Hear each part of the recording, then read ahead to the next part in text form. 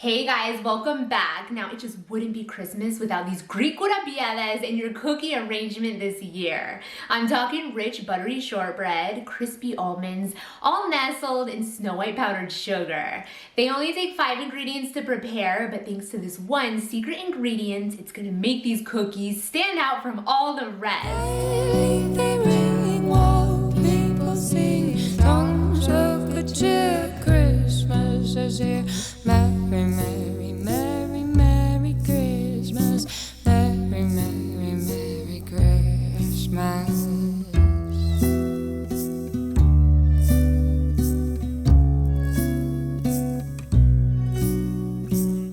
Alright you guys, so these are the ingredients you will need for these kourabiedes. I'm starting off by creaming 2.5 cups of butter.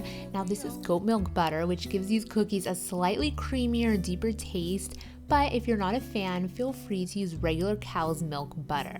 You'll want to make sure all the sticks are at room temperature. I usually leave it out the night before, but at least 2 hours will do. Once it's been whipped up for 5 minutes, add 1.25 cups of powdered sugar and continue to whip it up until fully combined. Now flavor this dough with either some almond extract or an almond liqueur if you could find one, and 2 teaspoons of vanilla extract. For those of you new here on my channel, I want to welcome you all. Thank you so much for all of my returning subscribers. I love you guys so much. I post new unique recipes every single week. Be sure to subscribe so you won't miss out.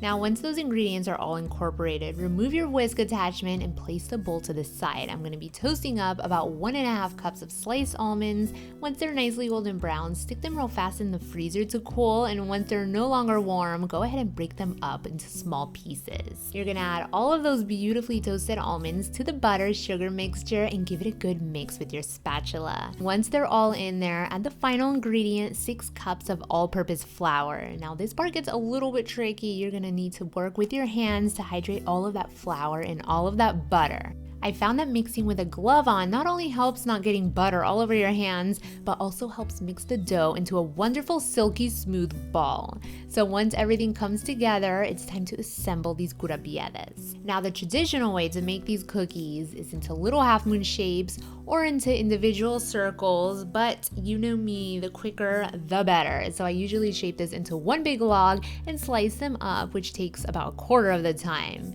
Make a little indent down the middle to help keep all of that powdered sugar we're gonna put once they're ready, and these are gonna bake for about 25 to 30 minutes. You really need to keep an eye on the bottoms because once they're nicely golden brown, you know that these guys are ready.